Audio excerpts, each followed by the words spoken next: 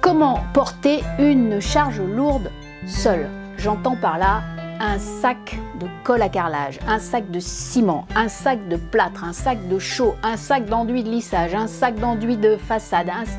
T'en veux des sacs? Ce sont des sacs qui sont très lourds parce que ce sont des gros conditionnements.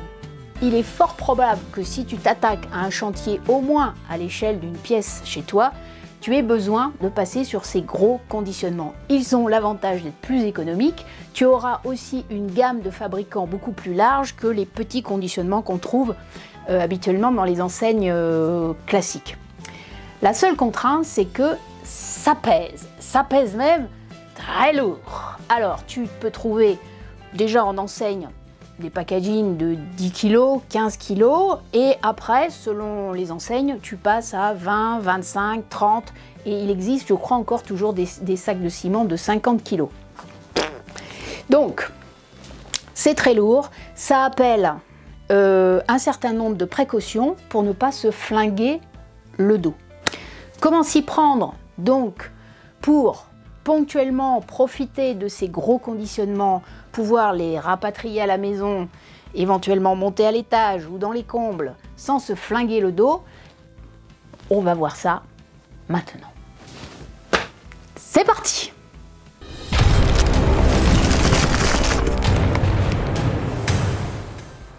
Coucou les filles et les garçons qui nous rejoignent maintenant de plus en plus nombreux.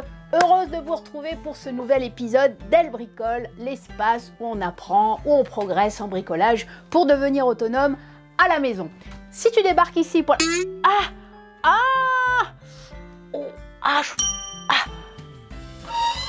Et je me suis coincé le dos. Oh là là. Et là, est-ce que je viens chaque semaine? Oui, oui. Oh. À tout de suite. En préalable, 2 points. Le premier, c'est que tu es peut-être équipé d'un diable, d'un chariot à roulettes ou autres accessoires qui vont te permettre de soulager ton dos et de trimballer le sac à l'endroit voulu. Mais quelquefois, l'environnement ne s'y prête pas ou tout simplement, tu n'es pas équipé et que voilà, tu n'as trouvé personne pour t'en prêter un. C'est le cas de figure où on se retrouve seul à devoir porter ces foutus sacs. Le deuxième point, c'est ce qu'on nous donne, ce qui a été calculé par les savants, et pour les femmes et pour les hommes, comme étant la charge, non pas maximale, mais au-delà de laquelle vraiment on met notre organisme un peu en danger. Donc pour les femmes, aux alentours de 25 kg, et pour les hommes, aux alentours de 50-55 kg. Évidemment, c'est une moyenne. Une femme peut porter plus et un homme peut porter plus. Mais à ce moment-là, l'organisme commence un peu à charger. Tu dois évidemment mettre tout ça en balance avec ton âge, ta stature, ta condition physique et surtout la connaissance que tu as de la posture. C'est ça qu'on va voir. Parce que la posture, quel que soit l'âge, le genre, ta condition physique, elle reste la même et c'est ça sur lequel tu dois porter ton attention. On regarde. J'ai là un sac de 25 kg, c'est un sac d'enduit. Alors je vais te montrer comment le porter dans un premier temps avec une solution déjà très facilitante puisqu'il est, il est déjà surélevé. Je te montrerai après comment le soulever du sol, ce qui est déjà un peu plus compliqué. Alors, les grandes règles. La première étant que quand il s'agit de lever ou de déposer une charge lourde, le principe à respecter est d'avoir les jambes fléchies et le dos le plus droit possible. Pour ça, on va se servir de nos muscles les plus puissants, c'est-à-dire les muscles des jambes. Les muscles des cuisses, là, des quadriceps, ce sont des gros muscles sur lesquels on peut compter. Après, tu as les muscles des bras. Biceps et triceps sont des muscles antagonistes, qui fait que quand je ramène mes bras ici, le biceps, lui, se contracte et le triceps s'étire. Et par contre, si j'étire mes bras, c'est l'inverse. Le biceps va s'étirer et le triceps va se contracter.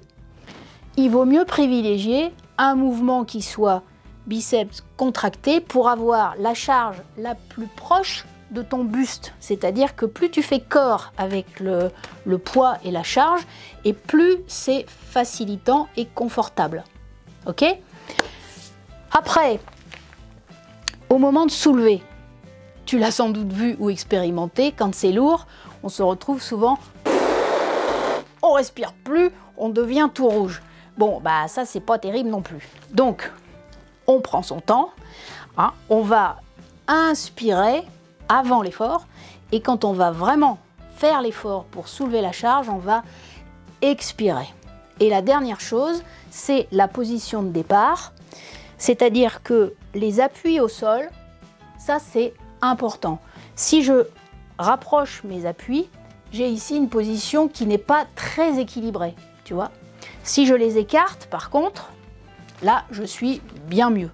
Donc, la charge sur les quadriceps, la charge près du buste, et le dos n'aura qu'un rôle de répartition de la force et surtout de maintenir l'équilibre pendant le déplacement. Alors, on y va. Donc, évidemment que tu ne fais pas ça avec ton petit pantalon du dimanche bien serré, parce qu'au moment où tu vois, il se peut qu'il se passe des choses. Moi, j'ai pour habitude de positionner les sacs comme ça et de les prendre à l'horizontale. Alors, il faudra que tu expérimentes dans les deux sens et puis tu trouves ton petit coup de portée à toi. Alors, donc je décale mes appuis, je viens au plus près de la charge et donc là, je vais passer les avant-bras dessous, je vais engager le bassin, redresser mon dos et pousser fort sur les jambes. Voilà. Là, c'est 25 kg. Je peux me déplacer. Je peux monter un escalier. Je vais te dire que je ne te ferai pas une discussion d'une demi-heure non plus. Hein? Bon, alors, ici, maintenant, je dois poser. Je me rapproche de l'endroit où je vais poser. Même chose, je descends sur mes jambes. Je pose. Je relâche. Et je me redresse. Alors, le sac est au sol. C'est là où c'est le plus compliqué et où il faut vraiment faire très attention pour préserver ton dos. Mais le principe est le même, sauf que il va falloir que la position de départ soit un peu plus accentuée et donc encore plus forcée sur les jambes. Donc, je respecte la même règle. J'écarte mes appuis. Je viens au-dessus du sac. Hein. Je vais donc essayer de maintenir mon dos droit pour éviter le dos courbé, voire une fois dans l'effort apporté ou une fois redressé, de basculer aussi en hyper-extension.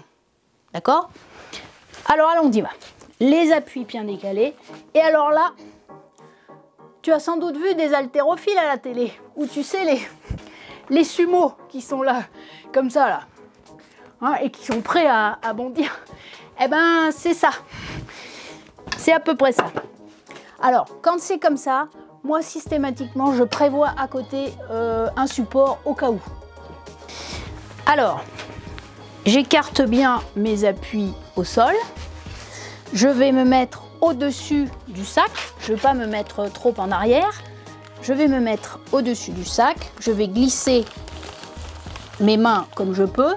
Et c'est là où je vais fournir l'effort. Pour ça, je vais franchement engager mon bassin, relever la tête, le dos et fournir l'effort.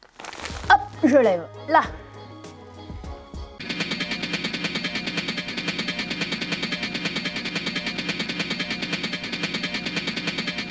J'ai les bras tendus.